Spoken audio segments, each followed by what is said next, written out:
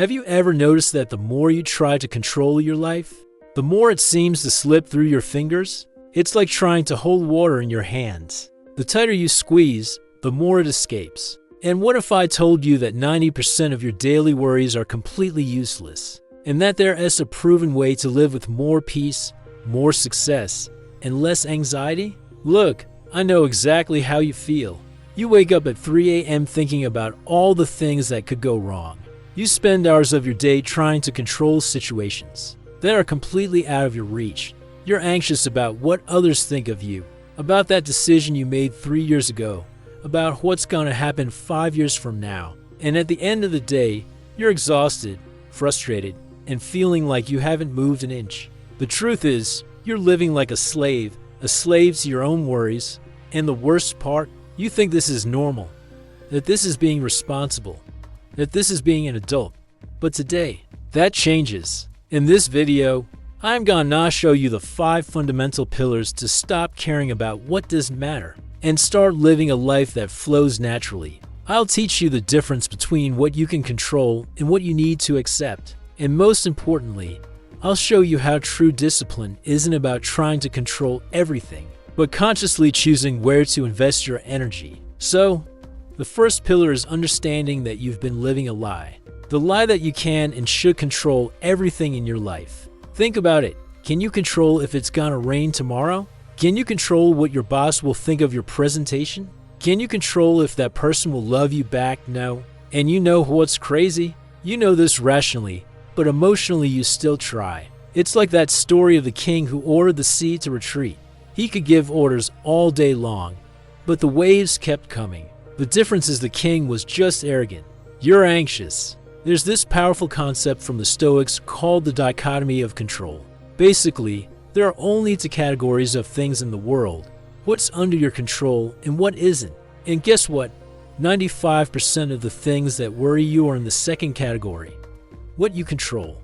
Your thoughts when you choose to think consciously, your actions, your reactions, your effort, your choices in the present moment. What you don't control, the past, the future, other people's actions, other people's opinions, the results. Yeah, you control the process, not the result, and external circumstances. The practical application here is simple but transformative. Every time you catch yourself worried about something, ask the question, is this under my direct control? If the answer is no, you're wasting vital energy that could be used to transform your life. Now comes the part that's gonna blow your mind. When you stop trying to control the uncontrollable, you gain more control over your life. Sounds contradictory. Well, it is. Life is full of paradoxes, and this is one of the most powerful ones. Imagine a jiu-jitsu fighter. The beginner tries to use brute force to dominate the opponent. He wastes all his energy, gets exhausted, and ends up getting submitted. The master, he flows. He uses the opponent's force against himself. He doesn't fight reality, he dances with it. This is exactly what Jesus meant in Matthew 6:27. Can any one of you by worrying add a single hour to your life? Think about that. Jesus, the guy who multiplied bread and turned water into wine, is telling you that worrying is useless. If even the Son of God doesn't recommend worry, why do you insist on it? Strategic surrender isn't giving up, it's choosing your battles. It is understanding that your energy is finite and you need to invest it where it really makes a difference. So here's what I want you to do.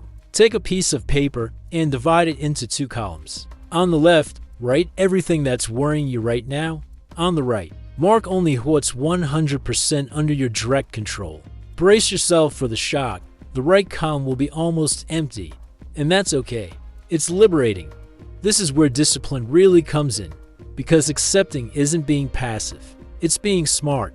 Most people think discipline is waking up at 5 a.m., taking cold showers, and meditating for 2 hours. That's surface level discipline. True discipline is training your mind to accept reality as it is, not as you wish it were. You know what's the difference between a successful entrepreneur and a failed one. The failed one keeps complaining that the market is bad, that the government doesn't help, that customers don't value their work. The successful one, he accepts reality and adapts. He doesn't waste time and energy complaining about what he can't change. It's like that powerful verse from Philippians 4:11-12. I have learned to be content whatever the circumstances. I know what it is to be in need, and I know what it is to have plenty. I have learned the secret of being content in any and every situation. Paul wrote this from prison. The guy was literally in chains talking about contentment. That's radical acceptance discipline. But listen, accepting doesn't mean agreeing. Accepting doesn't mean liking. Accepting means recognizing reality so you can work with it, not against it. The formula for disciplined acceptance is, first, observe the situation without judgment. Then accept what can't be changed. Identify what you can influence. Act only on what's under your control.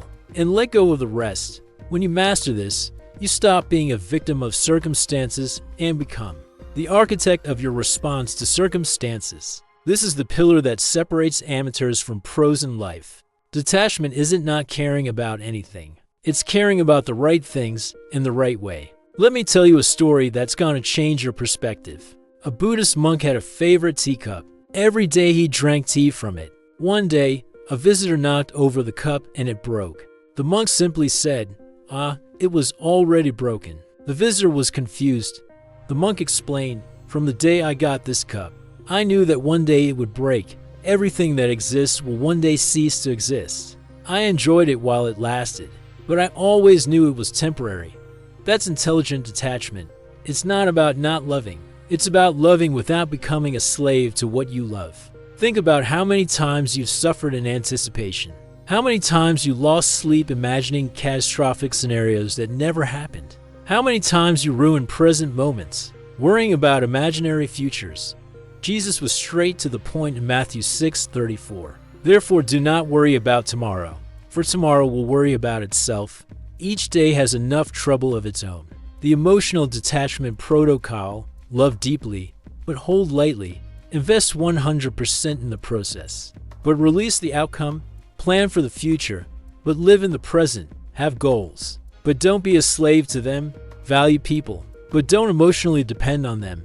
When you master intelligent detachment, you stop living in survival mode and start living in abundance mode. Now we've reached the point where everything connects. When you stop wasting energy trying to control the uncontrollable, you have an absurd amount of energy left to invest in what really matters. This is where the magic happens. This is where your life starts to flow. You know why most people don't achieve extraordinary results. It's not lack of talent. It's not lack of opportunity. It's energy dispersion. They're trying to put out 50 fires at the same time, when 45 of them aren't even real fires. They're just smoke from your anxious imagination. Imagine your daily energy is like a water hose. If you poke 50 small holes in the hose, water comes out weak from all sides and can't put out any real fire. But if you plug 49 holes and let the water come out full force in one place, that jet can cut through stone. The 80-20th principle applied to control. 80% of your worries are about things you don't control. 20% are about things you can actually influence. But those 20% generate 80% of your results. Focus only on those 20%. It's like the parable of the talents. The servant who buried his talent out of fear lost even what he had. Those who invested and acted multiplied the difference. Some were paralyzed trying to control all possible scenarios. Others accepted the risk and acted on what they could control.